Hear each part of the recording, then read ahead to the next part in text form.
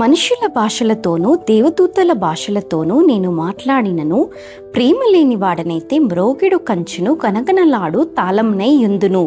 ప్రవచించు కృపావరము కలిగి మర్మములన్నీయు జ్ఞానమంతయు ఎరిగిన వాడనైనను, కొండలను పెకిలింపగల పరిపూర్ణ విశ్వాసము గలవాడనైనను, ప్రేమ లేని వాడనైతే నేను వ్యర్థుడను. బీదల పోషణ కొరకు నా ఆస్తి అంతయు ఇచ్చినను, కాల్చబడుటకు నా శరీరమును అప్పగించినను, ప్రేమ లేని వాడనైతే నాకు ప్రయోజనమేమీ లేదు. ప్రేమ దీర్ఘకాలము సహించును, దయ చూపించును.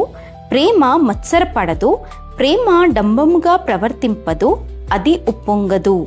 అమర్యాదగా నడవదు, స్వప్రయోజనమును విచారించుకొనదు, త్వరగా కోపపడదు, అపకారమును మనసులో ఉంచుకొనదు.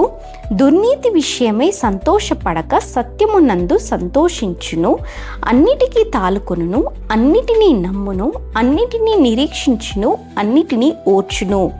ప్రేమ శాశ్వత కాలముండును, ప్రవచనములైనను నిరర్థకములగును, భాషలైనను నిలిచిపోవును, జ్ఞానమైనను నిరర్థకమగును.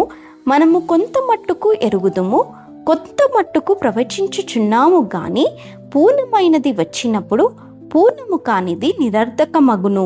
నేను పిల్లవాడనై ఉన్నప్పుడు పిల్లవాని వలె మాట్లాడి తిని, పిల్లవాని వలె తలంచి తిని, పిల్లవాని వలె యోచించి తిని.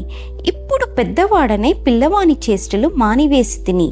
ఇప్పుడు అద్దంలో చూచినట్టు సూచనగా చూచుచున్నాము, అప్పుడు ముఖాముఖిగా చూతుము. ఇప్పుడు కొంత మట్టుకే ఎరిగి ఉన్నాను, అప్పుడు నేను పూర్తిగా ఎరుగబడిన ప్రకారము పూర్తిగా ఎరుగుదును. కాగా విశ్వాసము, నిరీక్షణ, ప్రేమ ఈ మూడును నిల్చును. వీటిలో శ్రేష్టమైనది ప్రేమయే.